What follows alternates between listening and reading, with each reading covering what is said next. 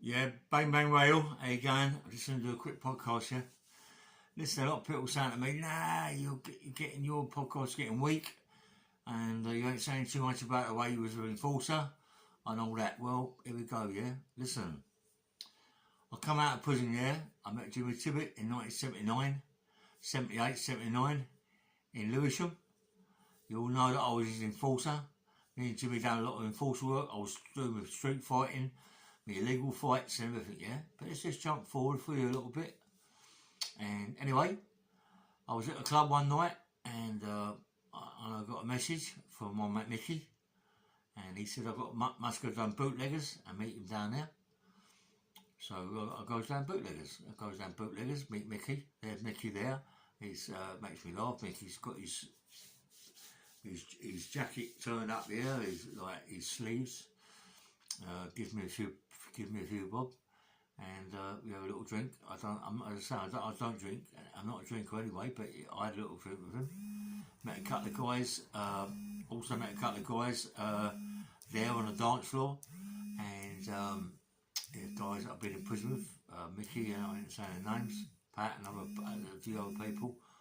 And anyway, and it was a good night, a really good night, and I thought, yes mate, this is it. And Mickey's saying, listen, meet me some more. He was living over at Snaresbrook Crown Court, and I went to Snaresbrook Crown Court. He picked up to the station, he picked me up, took me back to his place. Kathy Gooch, listen mate, let me tell you mate, Kathy Gooch, one beautiful woman, yeah, in her heart and in her head. What a good mother, mate. Fantastic mother, fantastic wife. The place was immaculate, you know what I mean? Anyway, Mickey invited me in, showed me around the place. The place was unbelievable. Said to me, we're going to do this, do that. And anyway, I was big anyway, big lump, well, quite a big lump anyway. So then I was going down the gym with him, coming all the way down from where I lived in Acton, all the way down to where we lived, yeah, and then started training again. Started doing weights and showing Mickey the ropes and all that, and you know, and showing him how powerful I really was, and getting in the ring with a few people down there, Snaresbrook, and fucking holding my own, knocking them all around the ring a bit. Listen, I felt really good. I was really powerful, mate, really strong. No one could hurt me, you know what I mean? I was just too powerful. Looked the part, 21, 22 stone, big, muscular, powerful, can have a fight. And, you know, and I got in the ring and showed a few people that I can have a fight, you know what I mean? And Mickey loved it. Mickey took me aside, said, listen, do you want to work with me? I said, yeah, mate, I do, yeah. He went, okay. Give me a few little things to do. Managed to go and get people to go and see. It wasn't that hard, it was quite easy. But that's not what the enforcer's about at that time. The enforcer was a later thing. But I used to go and get a lot of money for Mickey, you know what I mean? And everything was done with a pager, with the pages, going to the phone box and making phone calls and go to another phone box and receiving and all that game. Never use the same phone box more than once. Go right out of the way, millions of miles away. And it taught me a lesson. Never use the same phone box, and always change your pager. And when I used to, where I used to live, in Kingston, I moved to Kingston because I was getting good money. Learned a lot from Mickey. Listen, if I was going to where he lives, right, he moved to Chigwell. I helped him move all his stuff, about 4 fucking lorries full, you know what I mean? Fucking hell. Moved all his stuff, beautiful house, massive swimming pool in the back garden, really nice, man. Really, I mean, done it up like a palace, you know what I mean? Kathy was a good wife, mate, good mother to a child, Danny, yeah? And started to do little bits and pieces for him. And before you know where you are, Mickey was asking me this and asked me that if I could do that. All right, Mickey, I'm up for it, yeah? He asked me to do this certain thing for him, and I've done it. And he took me down to his mate's place, Howard, and bought me any car that I wanted on the front. Any car. Fucking hell, you know what I mean? Any car you want on the front, buy it. I'll buy it for you. So I picked the car out, he bought that for me. mate, I was like in a world of my own, you know what I mean? It's never been like that for me, you know what I mean? He started to buy me clothes, started to do this, give me clothes. I mean, Mickey wasn't as big as me, but he used to give me certain clothes, like shirts and bits and pieces, and because he was really big, Mickey, not as big, powerful, but big, yeah? And the shirts had always got bigger than what he was, yeah? And I fucking started to live my life, you know, going to the clubs, going to bootleggers for Denzies and Browns, because he owned Browns, Mickey Gooch, he owned Browns, and you know, and because he owned Browns, he put the footballer, the Welsh is it Irish footballer in it? What was his name now? George Best as the manager, and the club was busy. I mean, I used to go down there most weekends. I was suited and booted, never ever without a suit, never ever without a suit and a tie, always suit and tie, dress smart, big man. Never go there with just a pair of trousers on, a shirt, always suited and booted. Yeah? Mickey likes it that way, and that's how I wanted it. And then Mickey said to me, listen, something's happened, can you sort this problem out? I went, well, what sort of problem is it, Mickey? He told me, went down to this place, and done what I had to do, let a few tyres down, come back about 4 hours later, and the tyres are pumped up. It's too late.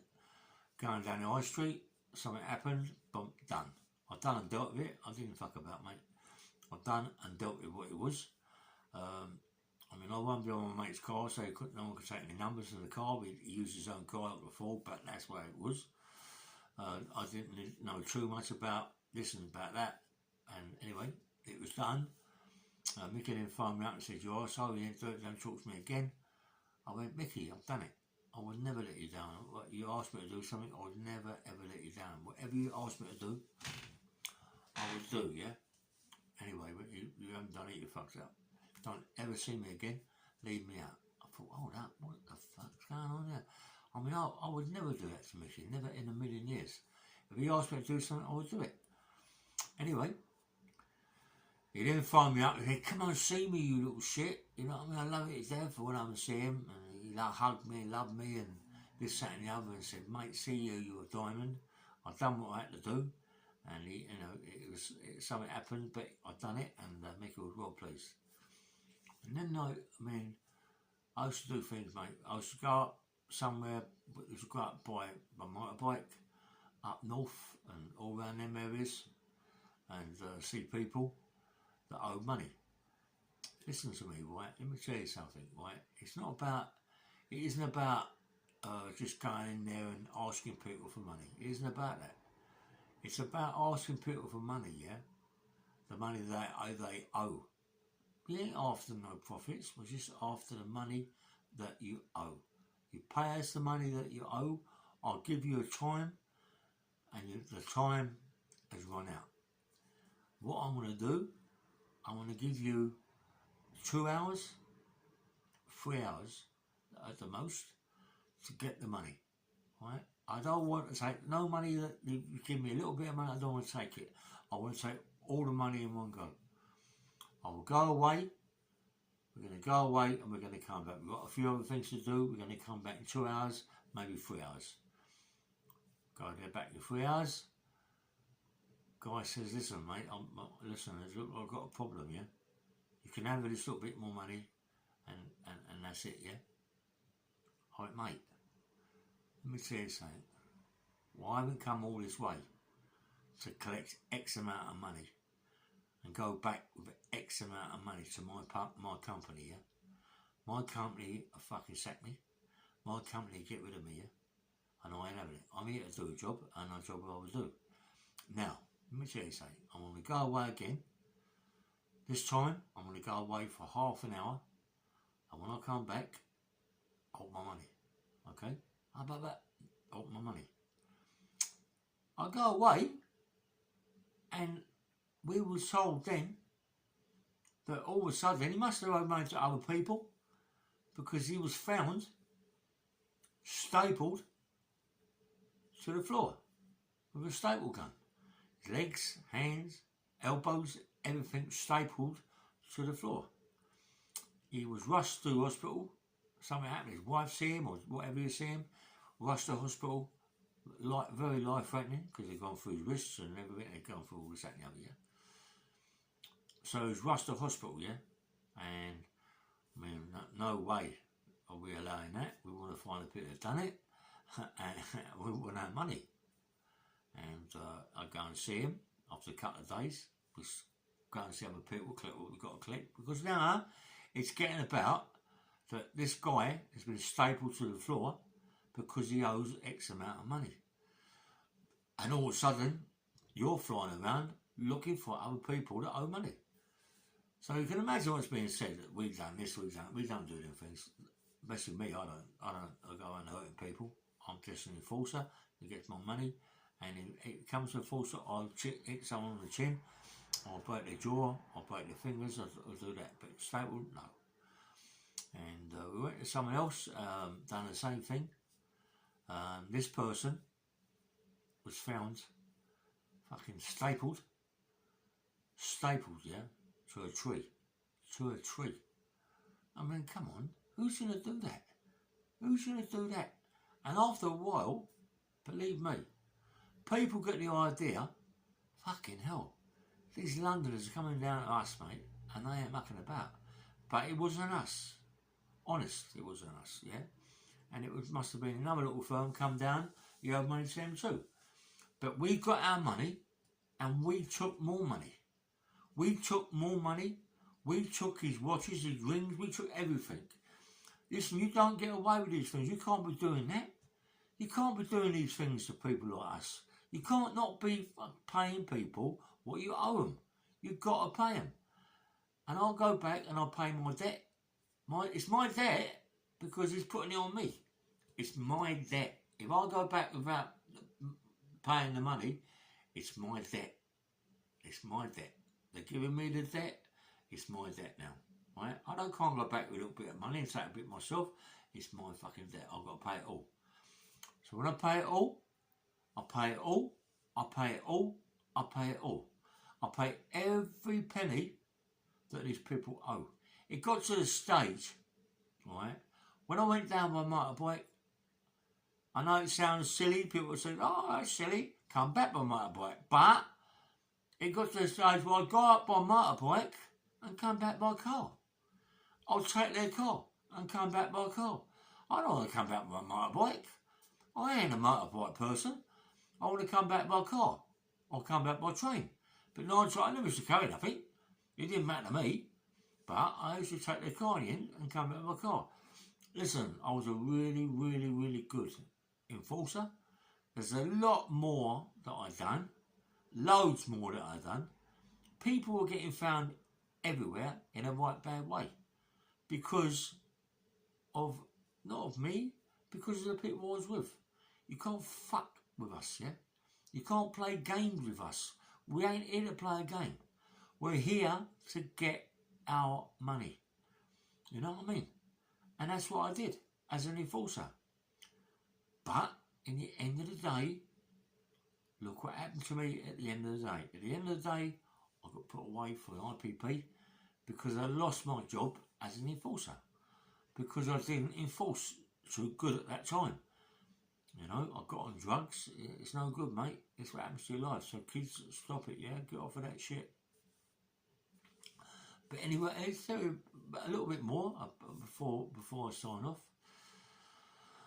I remember going to bootleggers, Pal Joey's, Fidenzi's, Browns, all sorts of clubs. What, 10 clubs? Like 8 clubs? Let me tell you something. I used to look after maybe, 8 people? 8 people? Listen, I was with a proper company, yeah? No one fucked with us. No one fucked with this company. I'm telling you, not because who they are and it's who I am. No one's fucking with me. I ain't having it, mate. I ain't having it. I ain't having anybody muck my mate up, Mickey. Mickey was my personal person.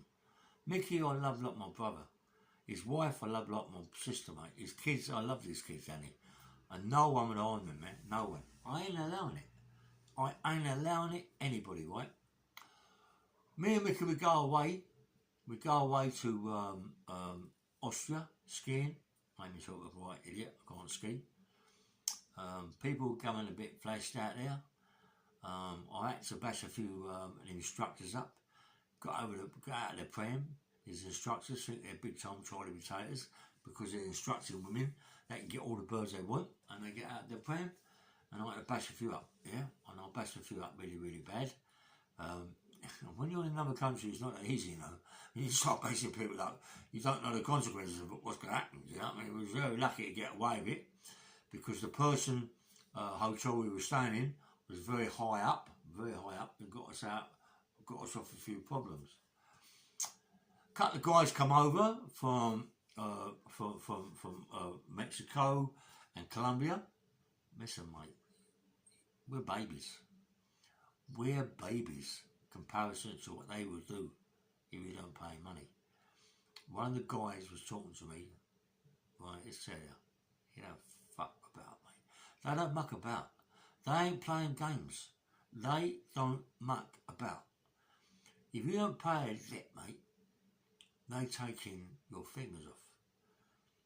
They're taking your hands off. They're taking your feet off. They don't muck about out there, mate. Ears off, eyes off, nose off. That's what they do.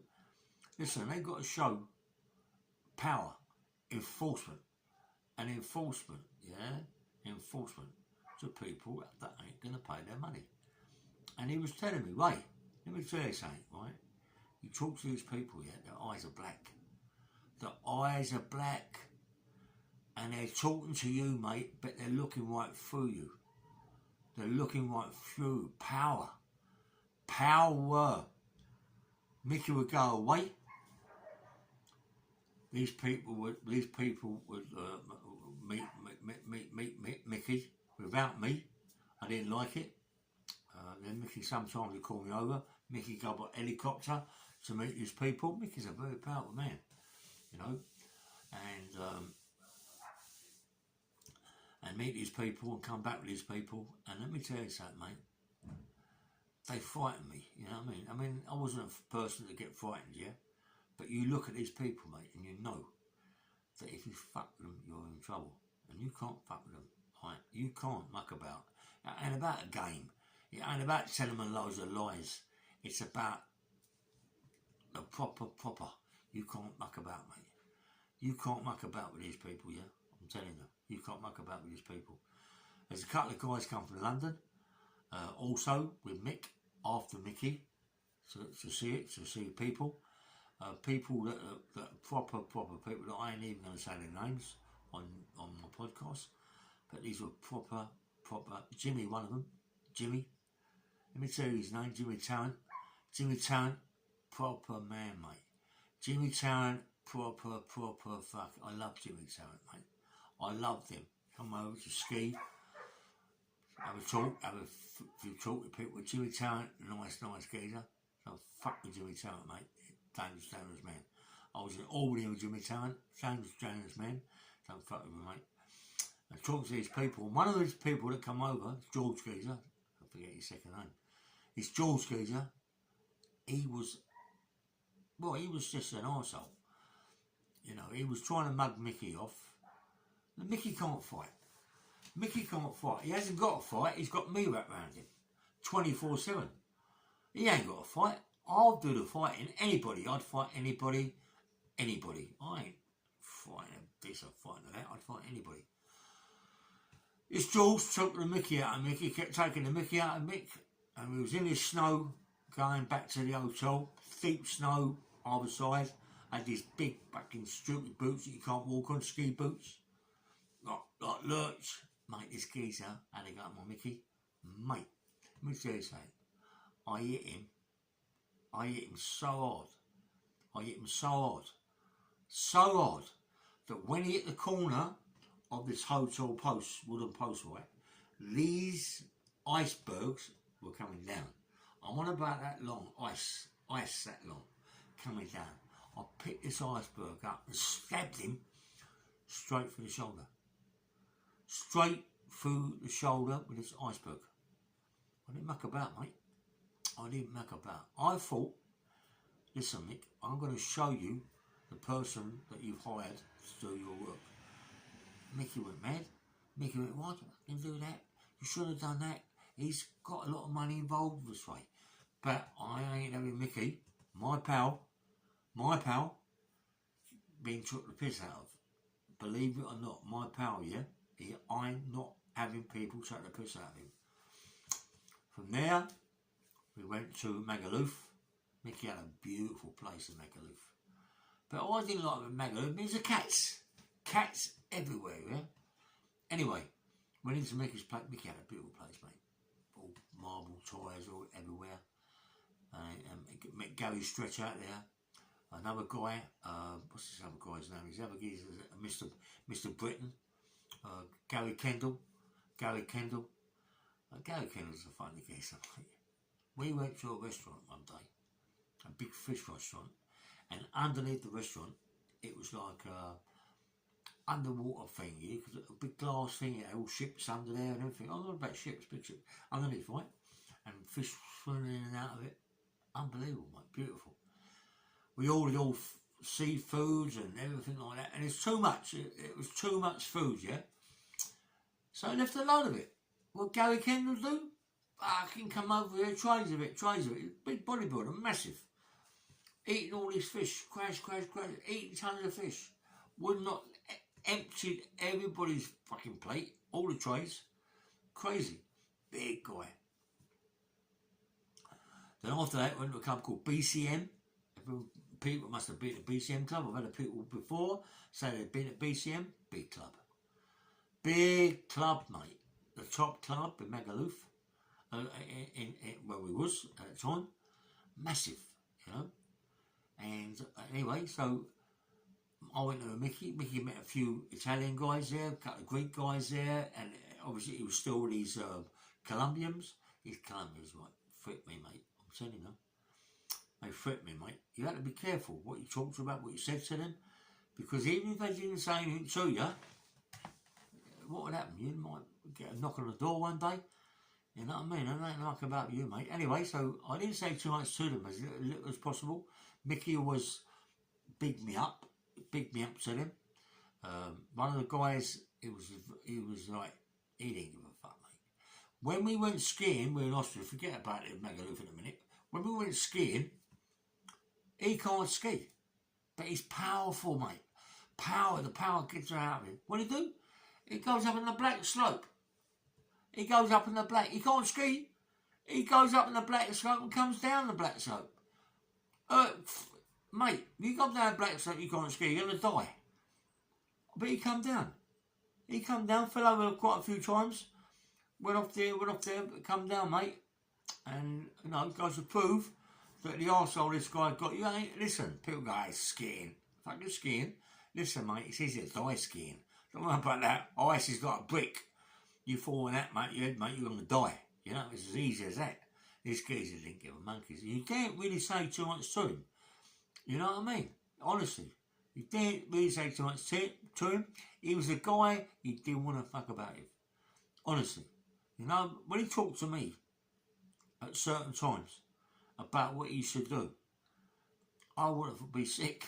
You know what I mean? You go, fucking hell, that's improper enforcer.